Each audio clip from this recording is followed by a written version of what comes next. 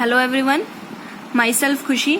And जो मेरा आज का टॉपिक है वो है prevention of money laundering act 2002, जिसे हम शॉर्ट में PMLA भी बोलते हैं। इससे रिलेटेड हमने एक वीडियो पहले ही अपलोड कर दी है, जिसमें हमने लगभग 6 तक हमने कर लिए हैं। डेफिनेशन से पहले तक हम सारे टॉपिक्स कवर कर चुके हैं। अगर आपको इनमें से कोई भी टॉपिक चाहिए तो आप पहली वीडियो देख लीजिए, और जो पहली वीडियो का डिस्क्रिप्शन बॉक्स में हमने लिंक भी दे दिया है। और इससे रिलेटेड कोई भी वीडियो होगी, जैसे कि हम आज की जो वीडियो कर रहे हैं, आज की जो हम वीडियो बना रहे हैं, उसमें हम definition, cross border offences, hawala transaction and इसके ऑब्लिगेशंस करेंगे जो banking company, financial institution and intermediaries के होते हैं। और इसके बाद जो हम करेंगे वो रूल 5 होगा। इससे रिलेटेड वीडियो भी जो होगी उसका लिंक डिस्क्रिप्शन में दे दिया जाएगा। और तो हम शुरू करते हैं जो हमारी डेफिनेशंस का आज मेन जो हमारा रहेगा। तो डेफिनेशंस, सबसे फर्स्ट जो डेफिनेशन है वो है मनी लॉन्ड्रिंग की। मनी लॉन्ड्रिंग का मीनिंग हम पहली वीडियो में कर चुके हैं, लेकिन इन शॉर्ट अगर मैं बता दूं तो मनी लॉन्ड्रिंग का मतलब होता है अपनी ब्लैक मनी को व्हाइट मनी में कन्वर्ट करना या करने की कोशिश करना। ठीक है, ब्लैक मनी को व्हाइट मनी में कन्वर्ट करना मनी लॉन्ड्रिंग है। इसकी डेफिनेशन क्या कहती है? डेफिनेशन अंडर सेक्शन 2 है एंड सब सेक्शन 1 है। क्लोज P, मनी लॉन्ड्रिंग की section 2 subsection 1 and close P क्या कहता है कि अगर मुझे पढ़ना है ना, मनी लॉन्ड्रिंग कह रहा है कि अगर मुझे पढ़ना है तो आप सेक्शन 3 में जाके पढ़ो। मैं डायरेक्टली आपको मीनिंग नहीं बताऊंगा। आपको अगर मुझे जानना है तो आप सेक्शन 3 में जाके पढ़ो। तो हम जब सेक्शन 3 में गए तो हमें क्या मिला? क्या कहता है ये? हूसोएवर मतलब कोई भी व्यक्ति डायरेक्टली या इनडायरेक्टली, सीधे सीधे तरीके से या गोल मोल जलेबी की तरह घुमा के, ठीक है, कोई भी व्यक्ति डायरेक्टली या इनडायरेक्टली अटेम्प्ट्स टू इंडल्ज मतलब कि छुपाने की कोशिश करता है, या नोइंगली असिस्ट मतलब कि किसी की जानबूझकर हेल्प करता है, उसे पता है और फिर भी वो हेल्प कर रहा है। नोइंग अ पार्टी, वो किसी की पार्टी है, पार्टनर है वो किसी का, ऐसे क्राइम में, मतलब बोलते हैं ना क्राइम पार्टनर है, तो ऐसा वो भी पर्सन क्या है? वो क्राइम पार्टनर है या एक्चुअली इन्वॉल्व, वो खुद ही वो पर्सन है जो इलीगल वर्क कर रहा है। और क्या कहते हैं? इन एनी एक्टिविटी और प्रोसेस, कोई भी प्रोसेस या एक्टिविटी में कुछ भी छुपा रहा है, हेल्प कर रहा है किसी की, वो किसी की पार्टी है या फिर वो इन्वॉल्व है खुद किस चीज में? Connection with the proceeds of crime, जो किससे कनेक्टेड है? प्रोसीड्स ऑफ क्राइम से। अब प्रोसीड्स ऑफ क्राइम क्या होता है? प्रोसीड्स ऑफ क्राइम अगर आपको जानना है तो आप डेफिनेशन 2 देखेंगे आप।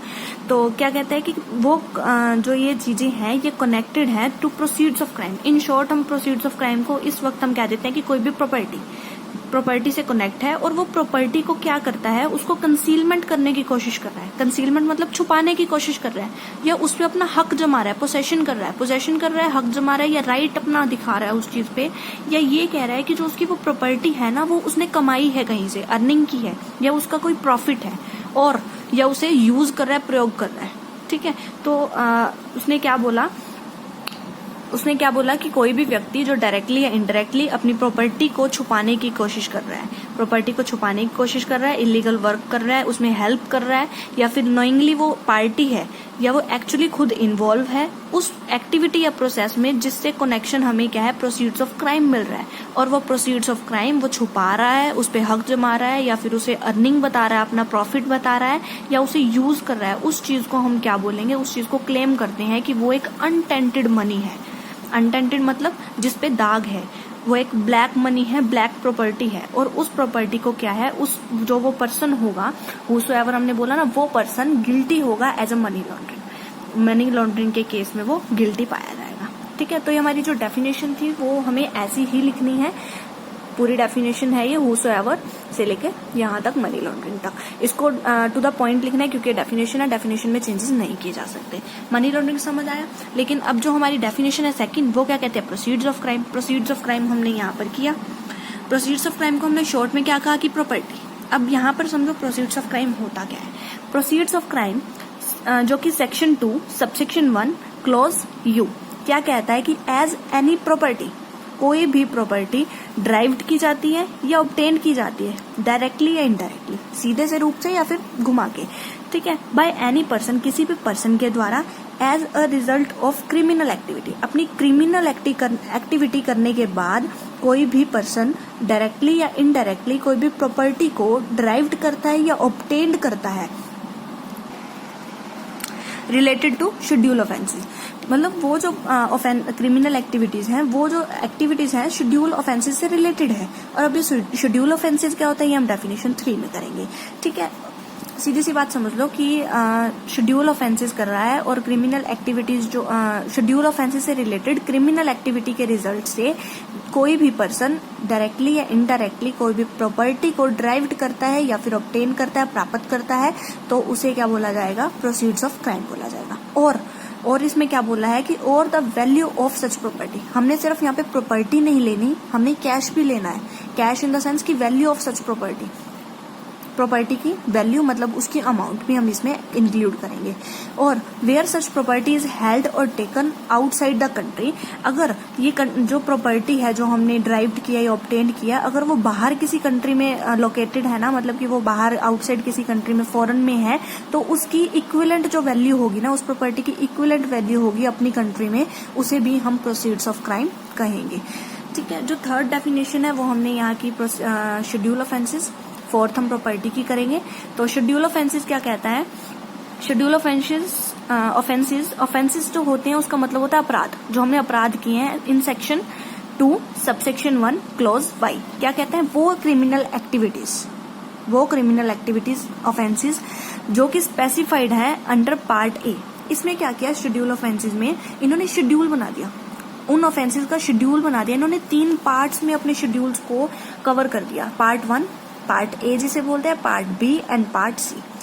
ठीक है, इन्होंने कुछ शेड्यूल्स को स्पेसिफाई कर दिया पार्ट ए में, जिसमें 28 पैराग्राफ्स हैं, और शेड्यूल बी है, फिर शेड्यूल सी है। ठीक है, और अगर इन्होंने नॉर्मली कुछ भी नहीं है इसमें, ज्यादा नहीं है, अब हमने सिर्फ यही देखना है कि पार्ट ए है, बी एंड सी है। पार्ट ए में इन्होंने स्पेशली कुछ शेड्यूल्स, बहुत बड़ी लिस्ट है, मैंने 2-3 चीजें लिखी हैं, जैसे कि इंडियन पेनल कोड है सेक्शन 121, मतलब कि 121वां सेक्शन है और 121वां ए सेक्शन है। और सेकंड क्या बोलते हैं, narcotic drugs and psychotropic substances act 1985। आपको अगर याद हो तो जब हमने पेनल्टी की थी तो हमने यही किया था कि अगर इसके अंडर होता है, अगर पैराग्राफ ए, शेड्यूल पैराग्राफ ए के अंडर अगर हमने narcotic drug and psychotropic substances के अंडर कोई भी ऑफेंस किया है, तो हमें जो पेनल्टी मिलती है, पेनल्टी की जो पनिशमेंट है, जो रिग्रेसिव इम्प्रिजनमेंट होती है, वो 3 साल से 10 साल तक होती है।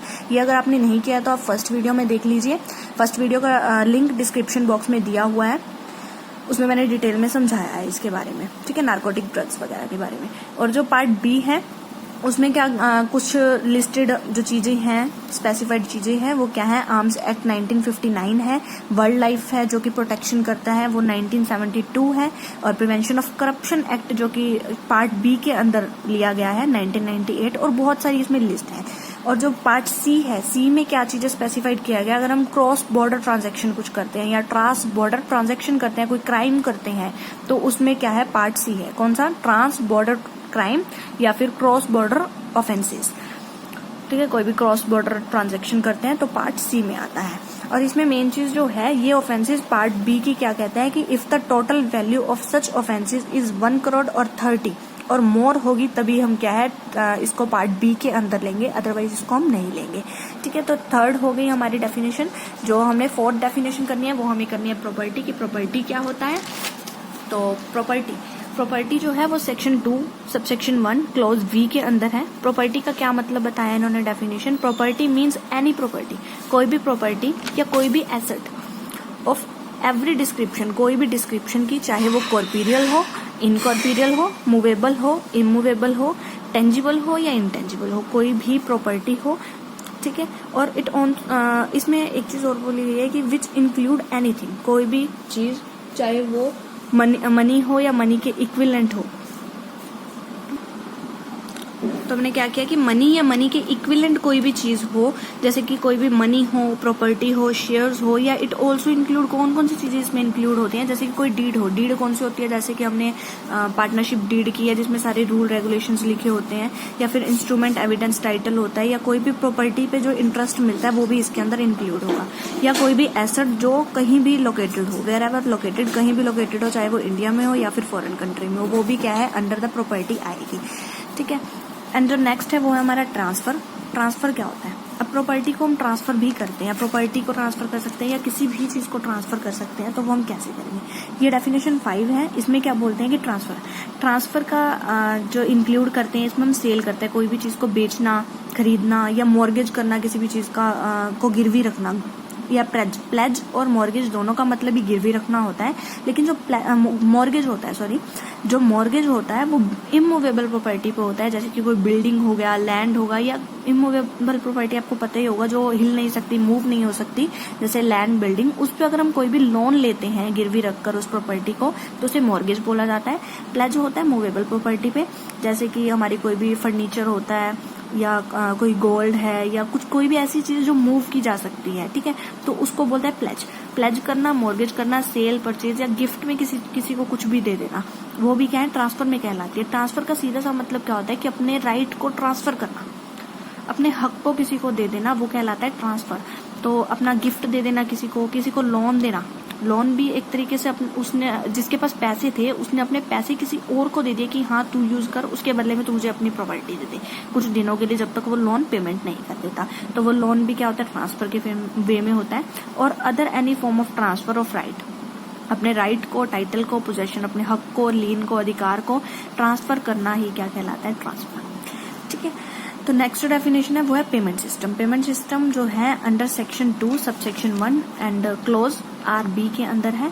ये क्या कहता है कि इट मीन्स अ सिस्टम, वो सिस्टम द इनेबल्स पेमेंट, जो इनेबल्स करता है कि तुम पेमेंट करो टू द इफेक्टिव वे में between the pair and the beneficiary. Pair वो पर्सन होता है जो पेमेंट करता है एंड बेनिफिशियरी वो पर्सन होता है जो उस पेमेंट के बदले में कोई ना कोई सर्विस ले रहा है। पेयर जो पेमेंट करेगा एंड बेनिफिशियरी, ठीक है, involving clearing, payment and settlement services, कोई भी सर्विसेज के सेटलमेंट में कोई भी पेमेंट करना, और ऑल ऑफ दैट, कोई भी एक चीज या इनमें से सारी चीजें। ऑल्सो पेमेंट सिस्टम इनेबल्स, ये पेमेंट हम कर किस वे से सकते हैं? हम क्रेडिट कार्ड ऑपरेशन से कर सकते हैं, debit card operation, smart card से, मनी ट्रांसफर ऑपरेशन से, या सिमिलर कोई भी ऑपरेशन होगा उससे हम पेमेंट कर सकते हैं, जिसे पेमेंट सिस्टम बोला जाता है। ठीक है, तो ये डेफिनेशंस थी हमारी, तो ये डेफिनेशन कर लेना। हमारे जो आगे की हैं वो हैं कुछ इंपॉर्टेंट टर्म्स। सबसे फर्स्ट जो है वो है हमारी cross border offences. Cross border offences का क्या मतलब होता है? जो क्रॉस बॉर्डर ऑफेंसेस है वो under section 2 and close RA के अंदर है, जो क्या कहते हैं कि a criminal activity of schedule offences under A, B and C। हमने जो शेड्यूल ऑफेंसेस डेफिनेशन में की है कि हमने उसे 3 पार्ट्स में डिवाइड किया था, A, B और C। इन तीनों में कोई भी कोई भी क्रिमिनल एक्टिविटी जो इन तीनों में डिवाइडेड हो, इन तीनों में उनको कवर किया गया हो, शेड्यूल लिस्टेड हो, और and that criminal activity are happened in India. वो जो क्रिमिनल एक्टिविटी हम नॉर्मली क्या कह सकते हैं? किसी ने कोई फ्रॉड कर लिया, कोई मर्डर कर दिया किसी का, या फिर कोई किडनैपिंग है, एक्सटॉर्शन है, कुछ भी किया, उससे जो भी हमें क्रिमिनल एक्टिविटी जो है वो की गई है इंडिया में, लेकिन उसका प्रोसीड जो है वो ट्रांसफर कर दिया गया बाहर, किसी भी बाहर की कंट्री में ट्रांसफर कर दिया गया, या अटेम्प्ट्स टू ट्रांसफर, ठीक है, प्रोसीड को ट्रांसफर किया गया या फिर अटेम्प्ट्स टू ट्रांसफर करने की कोशिश की गई है आउटसाइड द इंडिया। सीधा सा मतलब क्या है कि हमने क्या किया? क्रिमिनल एक्टिविटी की तो इंडिया में है, क्रिमिनल एक्टिविटी की तो इंडिया में है, लेकिन जो प्रोसीड्स है उसे ट्रांसफर कर दिया आउटसाइड द इंडिया, उसे हम क्रॉस बॉर्डर ऑफेंसेस बोलते हैं। And vice versa. अब वाइस वर्सा का मतलब क्या है? इससे विपरीत क्या होगा कि जो इलीगल एक्टिविटीज है, क्रिमिनल एक्टिविटीज है, वो की तो बाहर की कंट्री में गई है, लेकिन उसका जो प्रोसीड्स ऑफ क्राइम है वो ट्रांसफर किया गया इंडिया में, तो उसे क्या बोलेंगे? Cross border offences. 2 वे में हो गया, एक इंडिया में हमने कोई भी क्रिमिनल एक्टिविटी की, प्रोसीड्स हमने ट्रांसफर कर दिया आउटसाइड इंडिया। एक हमने किया कि हमने जो क्रिमिनल एक्टिविटी है वो आउटसाइड इंडिया की गई है, लेकिन जो प्रोसीड्स है वो इंडिया में ट्रांसफर कर दिया।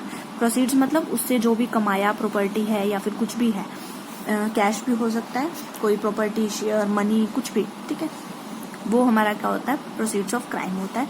क्रॉस बॉर्डर ऑफेंसेस समझ आ गए होंगे। और इसमें एक चीज और बोली गई है कि अगर हमारे जो भी ऑफेंसेस हैं, हमारे लिए जो ऑफेंसेस हैं वो तो हमारे लिए रहते ही हैं, मतलब जो क्रिमिनल चीजें होती हैं, एक्टिविटीज होती हैं, वो इंडिया के लिए क्रिमिनल है, लेकिन वो एक्टिविटी भी इंक्लूड होंगी जो आउटसाइड इंडिया ऑफेंसेस नहीं है। मतलब कि हमने किया कि बाहर की कंट्री में हमने किया है कोई भी ऑफेंस किया है, हमने बाहर की कंट्री में कोई भी ऑफेंस किया है, लेकिन वो ऑफेंस इंडिया में ऑफेंस होना चाहिए। बाहर की कंट्री में ऑफेंस हो ना हो हमें कोई फर्क नहीं पड़ता कि बाहर की कंट्री उस गलती को, उस क्रिमिनल एक्टिविटी को ऑफेंस मानती है या नहीं मानती। इंडिया में हम मान रहे हैं तो बस हमें इंडिया से लेना देना, बाहर को छोड़ा। ठीक है, तो नेक्स्ट जो हमारी है वो है, हम पहले ये डिस्कस कर लेते हैं कि हमने क्रॉस बॉर्डर ऑफेंसेस हमने मनी लॉन्ड्रिंग एक्ट में क्यों किया। क्योंकि क्रॉस बॉर्डर ऑफेंसेस जो है इससे क्रिमिनल एक्टिविटी जनरेट होती है और इसे ट्रांसफर करके लोग ब्लैक मनी को व्हाइट मनी में कन्वर्ट करने की कोशिश करते हैं, इसलिए इसे मनी लॉन्ड्रिंग के अंदर रखा गया है। सेकंड जो है इसमें इंपॉर्टेंट टर्म्स में है वो है हवाला ट्रांजैक्शन। हवाला ट्रांजैक्शन को हवाला ट्रांजैक्शन, हवाला वर्क, हवाला सिस्टम भी कहा जाता है। इसका अगर मैं एग्जांपल देके समझाऊं तो आपको बहुत इजीली समझ आएगा। Just a minute. यस, तो हम एग्जांपल के वे में करते हैं कि हमारे पास एक मिस्टर ए है। मिस्टर ए जो है वो टूरिस्ट वीज़ा लगवा के आउटसाइड इंडिया गया, टूरिस्ट वीज़ा लगवा के गया 3 मंथ्स का। ठीक है, 3 मंथ्स का इसने टूरिस्ट वीज़ा लगवाया और वो चला गया यूएसए। अब इस पर्सन ने क्या किया, 3 महीने तो वहाँ रहा, 3 महीने में उसकी एक अच्छी वहाँ सेटलमेंट हो गई कि वो वहाँ पर ही जॉब करने लगा। और इसने जॉब से क्या किया, 3 महीने से ऊपर हो गए हैं, इसने जॉब से कमा लिया लगभग $2000।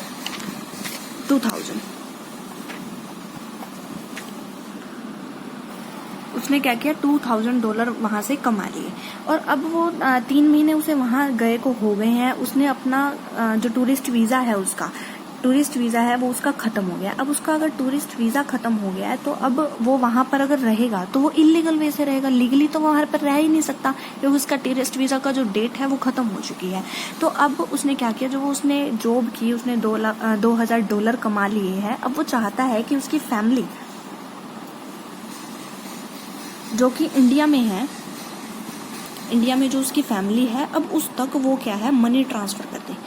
अब मनी ट्रांसफर करे कैसे, क्योंकि वो तो इलीगल वे से रहता है। अगर वो मनी ट्रांसफर करेगा तो वो पकड़ा जाएगा कि वो बाहर रह रहा है, उसकी सारी चीजें सामने आ जाएंगी। तो अब वो क्या करता है, वो वहां के यूएसए के एक पर्सन से मिलता है जिसका नाम है मिस्टर जॉन, जो कि हवालादार है यूएसए का। और ये हवालादार का काम ही यही होता है कि अगर कोई बाहर रह रहा है तो उनको मनी ट्रांसफर करने का इनका एक मतलब होता है। ये एक तरह से जो होते हैं वो एजेंट होते हैं। ठीक है, इसने क्या किया, इससे जो मिस्टर ए था, उसने मिस्टर जॉन से बात की कि मुझे पैसे ट्रांसफर करने हैं और ये मान गया। इन दोनों के बीच में डील हो गई और इसने क्या किया, इंडिया के अपने काउंटर पार्ट, जिसे इंडिया काउंटर पार्ट बोलते हैं, जो कि हवालादार है इंडिया का, हवालादार से बात की इस पर्सन ने। अब मिस्टर जॉन ने इंडिया के हवालादार से बात की और इन दोनों के बीच में भी क्या है, डील हो गई।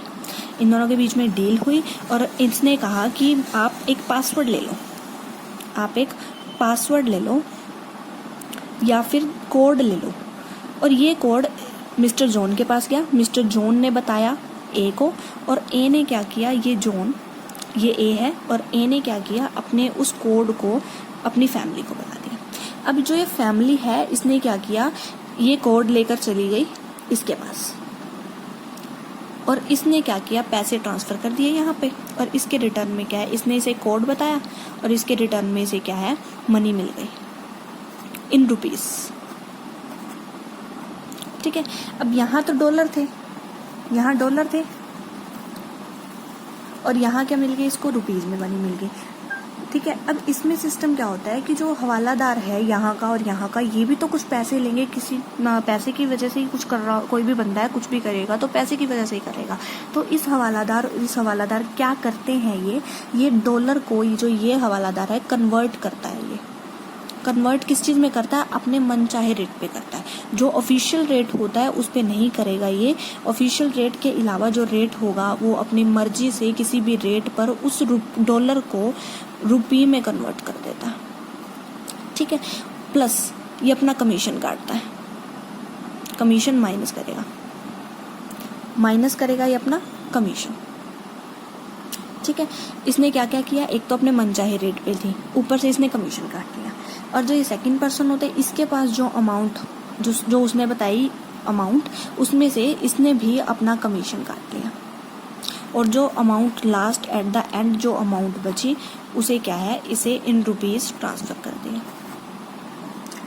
ठीक है, अब सबसे बड़ी चीज़ ये होती है कि ये जो पर्सन है ना, ये इसे पैसे नहीं देगा, अभी नहीं देगा। इनके बीच में डील हुई है कि तू अपनी तरफ से क्या है, इसे पैसे दे दे और मैं तेरे साथ बाद में बात कर लूँगा। और जो ये सारा सिस्टम होता है वो ट्रस्ट के बेस पे चलता है। ये इसे इन पे एक दूसरे पर इन्हें ट्रस्ट है, इस पर्सन को हवालादार पे ट्रस्ट है और इस हवालादार को इस हवालादार पे ट्रस्ट है, ट्रस्ट के बेस पे चलता है। तो अब में भी समझ आ गई होगी, तो चलते हैं हमारी डेफिनेशन इस इम्पोर्टेंट टर्म की तरफ। तो देखो, ये इनफॉर्मल मनी ट्रांसफर सिस्टम है। इनफॉर्मल मनी ट्रांसफर सिस्टम का क्या मतलब है कि ये फॉर्मली मनी ट्रांसफर नहीं किया, हमने घुमा फिरा के क्या है, ट्रांसफर किया है। इन अरेबिक में हवाला ट्रांजैक्शन को बोला जाता है चेंज, ट्रांसफर करना विद ट्रस्ट। मैंने पहले ही कहा कि ये ट्रस्ट के बेस पे चलता है। पाकिस्तान में इसे हुंडी बोलते हैं और हवाला transaction is work on trust, trust पे काम चलता है, इन्हें एक दूसरे पर विश्वास होता है तभी ये काम चलता है। और enter into any financial system in India in which हवाला money is moved from one place to another place without physical movement of the cash। मैंने पहले ही कहा कि ये पर्सन इसे कैश नहीं देगा, इनके बीच में सिर्फ डील हुई है कि तू पैसे दे दे, मैं बाद में तेरा क्या है सिस्टम कंप्लीट कर दूंगा, मैं तेरे को बाद में दे दूंगा, या इनके बीच में डील होती है अपने आप ही। ठीक है, तो मतलब कि ये फिजिकल मूवमेंट नहीं होता कैश का, one place to another place करते हैं जो भी। और ये एग्जाम्पल जो मैंने आपको समझाया दोबारा देख लीजिए। मिस्टर ए था, वो टूरिस्ट वीजा लगवा के यूएस से गया, टूरिस्ट वीजा खत्म हो गया 3 महीने बाद, इसने पैसे कमाए $2000 ये गया मिस्टर जॉन के पास जो कि हवालादार था, इसने कन्वर्जन कर दिया डॉलर को 2000 को। लेकिन उसने जो किया मिस्टर जॉन ने, वो नॉट एनी ऑफिशियल रेट नहीं था, उसने अपनी मनमर्जी से कर दिया। ठीक है, फिर उसने एक काउंटर पार्ट जो इंडिया में हवालादार है उसे अपॉइंट किया जो कि एजेंट है। उस पर्सन ने इसे कोड बताया, इसने इसे कोड बताया, और जो मिस्टर ए था उसने अपनी फैमिली को कोड बताया। जो फैमिली है वो कोड देगी और अमाउंट क्या है, ले लेगी। ये पर्सन क्या करेगा, कन्वर्जन करेगा प्लस अपनी कमीशन काट लेगा, और ये पर्सन भी क्या करेगा, जो अमाउंट इसे बताई जाएगी उसमें से कमीशन काट लेगा, और जो बची हुई चीज होगी वो क्या करेगा, फैमिली को दे देगा। इस तरीके से जो ट्रांजैक्शन है वो चला जाता है। अब हम ये देखें कि जो ये हवाला ट्रांजैक्शन है इसको हम मनी लॉन्ड्रिंग में क्यों कर रहे हैं। मनी लॉन्ड्रिंग में करने का रीजन यही है कि जो हवाला ट्रांजैक्शन होता है उसमें ये जो पर्सन है वो इलीगल वे से बाहर रह रहा है। इलीगल वे से अगर बाहर रह रहा है तो वो इलीगल वे से ही कमाई कर रहा है, उसकी जो मनी है वो ब्लैक मनी मानी जाएगी, और ब्लैक मनी को जब वो अपनी फैमिली को भेज रहा है, ट्रांसफर कर रहा है, तो वो क्या कहलाएगी, वो व्हाइट मनी कन्वर्ट करना चाहता है, तो इसे क्या बोलेंगे। इसलिए हवाला ट्रांजैक्शन को मनी लॉन्ड्रिंग के अंदर रखा गया है। हमारा जो नेक्स्ट टॉपिक है और लास्ट टॉपिक है आज के लिए, आज के टॉपिक में, आज के सेशन में, तो वो है obligation of banking company financial करता है डेजिग्नेटिंग बिजनेस या प्रोफेशन। मतलब कि जो ये लोग हैं, banking company, financial institution and intermediaries, या वो पर्सन जो डेजिग्नेटिंग बिजनेस को कैरी करते हैं, उन लोगों की क्या रिस्पॉन्सिबिलिटी है, क्या ऑब्लिगेशंस है, उनके क्या कर्तव्य बनते हैं, उन्हें क्या करना चाहिए। सबसे फर्स्ट पहला पॉइंट क्या कहता है कि maintain record of all transaction. उनके पास जितनी भी ट्रांजैक्शन होती है, बैंकिंग लगा लो या ये कोई भी है, तो उनका लगा लो कि जो भी ट्रांजैक्शंस होती हैं उनकी, चाहे उनकी एक डे में हो या उनकी पूरे मंथ में हो, तो जिनकी भी होती हैं उनका रिकॉर्ड जो होता है वो मेंटेन करना। अब वो जो ट्रांजैक्शन है वो सिंगल भी हो सकती है या सीरीज भी हो सकती है। सिंगल मतलब एक ही पूरे मंथ में एक की गई है, या सीरीज मतलब मंथ में थोड़े थोड़े टाइम के गैप में उन्होंने बहुत सारी ट्रांजैक्शन की है जिस भी पर्सन ने। उस ट्रांजैक्शन का नेचर क्या है, किस टाइप की है, वैल्यू क्या है, डेट क्या है, और पार्टीज क्या है जो कि उस ट्रांजैक्शन में इन्वॉल्व है। नेक्स्ट जो है, ये इनकी ऑब्लिगेशन बनती हैं कि उन्हें पूरी करनी है। और जो सेकंड है वो फर्निश इन्फॉर्मेशन टू डायरेक्टर। अब जो इन्फॉर्मेशन मेंटेन की है, रिकॉर्ड किया है सारे ट्रांजैक्शंस को, उस ट्रांजैक्शन को प्रिस्क्राइब टाइम के अंदर डायरेक्टर को फर्निश करनी है इन्फॉर्मेशन। अब ये डायरेक्टर कहाँ का होगा, ये फाइनेंशियल इंटेलिजेंस यूनिट, FIU मतलब financial intelligence unit of India का होगा। ठीक है, नेक्स्ट जो है वो वेरीफाई करना, जो ऑब्लिगेशंस हैं banking, financial institution and intermediaries की जो ऑब्लिगेशंस है वो क्या है कि वो वेरीफाई करते हैं, मेंटेन करते हैं the record of identify of its client. मतलब कि जो क्लाइंट हैं उनके जो क्लाइंट है उनके वेरीफाई करना, मेंटेन करना रिकॉर्ड ऑफ आइडेंटिटी, मतलब कि उनकी पहचान कि वो कौन है, क्या है, कहाँ से हैं, उनके पैशन क्या है, उनका प्रोफेशन, नॉट पैशन, प्रोफेशन क्या है, वो क्या कर रहे हैं, कहाँ रहते हैं, उनके रेजिडेंशियल स्टेटस क्या है, वो सारी चीजें क्या है रिकॉर्ड करके रखना। ठीक है। नेक्स्ट जो बोलता है कि आइडेंटिफाई करना जो बेनिफिशियरी ओनर है उस क्लाइंट का, मतलब जब भी हम बैंक अकाउंट खुलवाते हैं तो हमें बेनिफिशियरी ओनर बताना होता है कि हमारा नॉमिनी कौन है, तो वही बेनिफिशियरी ओनर होता है। और इसमें ऑल्सो कहा गया है कि हमें एक ऐसा डॉक्यूमेंट साथ में हमें रखना होता है जो एविडेंस, जो हमें सबूत दे उस पर्सन की, उस क्लाइंट की आइडेंटिफिकेशन का। जैसे कि हमारे जब भी हम बैंक अकाउंट खुलवाते हैं तो सबसे फर्स्ट हमसे आधार कार्ड, राशन कार्ड या ऐसा कोई भी प्रूफ मांगा जाता है, तो वो प्रूफ जो होता है वो एविडेंस होता है, सबूत होता है, ऐसा कोई डॉक्यूमेंट, तो वो डॉक्यूमेंट जरूर रखना। नेक्स्ट जो कहते हैं वो केवाईसी होता है, जिसकी फुल फॉर्म है नो योर कस्टमर, जिसमें अकाउंट बंद होने या ट्रांजैक्शन के खत्म होने के 5 साल तक क्या है अपनी ट्रांजैक्शन को बैंक, फाइनेंशियल इंस्टीट्यूशन या इंटरमीडिएरीज खत्म नहीं करेंगे, वो 5 सालों तक उनके ट्रांजैक्शन को रिटेन करके रखेंगे। ठीक है। या फिर कोई भी बिजनेस रिलेशनशिप खत्म होता है, यहाँ का है अकाउंट बंद होने पर या ट्रांजैक्शन खत्म होने पर। बिजनेस रिलेशनशिप खत्म होने पर किसके बीच में, क्लाइंट या बैंक या फाइनेंशियल इंस्टीट्यूशन, यहाँ हम लिख सकते हैं ऑल्सो फाइनेंशियल इंस्टीट्यूशन या इंटरमीडिएरीज। ठीक है।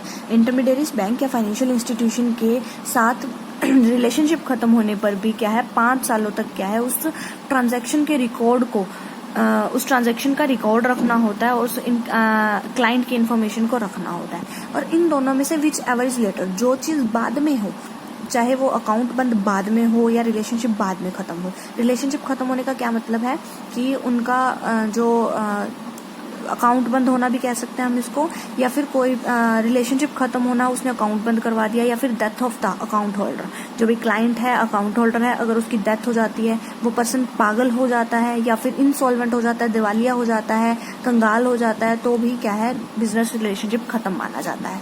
ठीक है। विच एवर इज लेटर, इन दोनों में से जो चीज बाद में होगी उसे केवाईसी नॉर्म्स में रखा जाता है। नेक्स्ट जो है वो 3 शॉर्ट टर्म्स हैं, जैसे कि STR suspicious transaction report, CTR cash transaction report, NPO non profit organisation की जो ट्रांजैक्शन है वो। अगर ऐसी कोई भी ट्रांजैक्शन होती है तो डायरेक्टर को रिपोर्ट करना बहुत जरूरी है। डायरेक्टर कहाँ का, FIU का। FIU हमने पहले ही किया, financial intelligence unit of India. ठीक है। STR मतलब सस्पिशियस ट्रांजैक्शन रिपोर्ट, हमें कोई भी ट्रांजैक्शन पे शक होता है तो रिपोर्ट करो डायरेक्टर को। कैश, अगर 10 लाख से ऊपर की कैश ट्रांजैक्शन हो रही है तो डायरेक्टर को रिपोर्ट करो।